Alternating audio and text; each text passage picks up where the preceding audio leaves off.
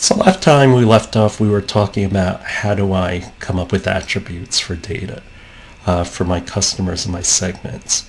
And so what attributes are the variables that basically define what your segmentation is? And so it could be geographic, it could be demographic, psychographic, or industrial. And so the customer variables I'm interested in are descriptors, bases, and behaviors. And descriptors are who are my customers, and it could be individuals or it could be organizations. The bases are why do they use my product? It's about preferences, it's about needs, it's about lifestyles. And behaviors are what are they going to use it for? What are they going to use it for? Are they going to be loyal? Are they going to be responsive to me? These are the factors that define your customer. Psychographics are about the personality and who they are. And by understanding the psychographics, I can connect with people better. I can understand their viewpoint. By doing that, I can improve communication. And I can also understand if there are any themes that drive them, such as social themes or political marketing. So what are the things that drive your psychographics? And there's something called the Big Five traits. And what they are is how open are you? How intellectually curious are you? Are you conscientious? Are you introverted or extroverted? How do you care about getting along with others? And finally, are you neurotic? And let's face it, young kids are neurotic in different ways than older people are. We're all a little crazy. There's also something called the VALS description. And it means values, attitudes, and lifestyles. They actually take data on this. And that's that, for example, in terms of ideals of innovators, thinkers, and believers, they can get medium age and a lot of other different data. You can find out what percentage of people are actually like in a certain way. Now, the steps to going about and doing segmentation is first I have to have a strategy. For example, if we go back to looking at the shoes, I'm going to pursue the older athletic market because I don't think people are well taken care of in that market. Well, that's a strategy and it's a theory. And so what are the values that drive that? Well, how many are older people becoming more active and are their needs fulfilled?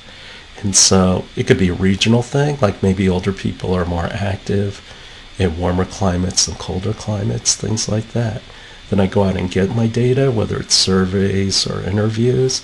Then I analyze that data based on coming back. And when I'm looking at our attributes, my bases and behaviors, and see, can I group people together based on that data so I can partition it, and then I figure out what parts I can go ahead and target. These are the people I'm going to go after. The thing about a segmentation is there's no absolute thing. It's going to change based on application. You don't have to talk about all the variables, meaning, for example, maybe location has nothing to do with my product. So I leave it out. I don't look at it.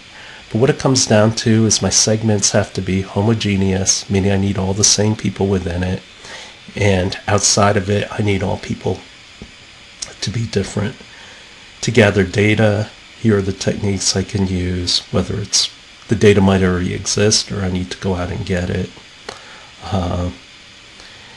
The thing about databases is they can start to get large, so you have to have a way to analyze it. And the thing is you can combine groups or you can separate groups, and you can define it the way you want. How do we get variables? We've talked about perceptual maps that you can just keep on segmenting. You can use trees approach, which is actually a different way than maps, but in some ways easier to see. And that's that you have one factor which splits into other factors, which splits into other factors. Bullseye charts, one exists within another. Tabulation, I just put it in tables. And conjoint analysis is about trying to figure out which factors are worth more and how do I separate them out of the cluster. So here's an example of trees. We talked about a co-op program once in the TEM major, and that's that your sophomore year you go work for a company, you go work for them every summer, you stay an extra semester, and then you stay an extra year and get a master's degree. And so who would be the people interested in this? Well, people got together and brainstormed. We came up with community colleges, high school students, and undecideds. And so as you could see, you can keep splitting that up, and splitting that up. You go as far as you want. Bullseye diagrams is you work from the inside and go out, or go from outside to go in.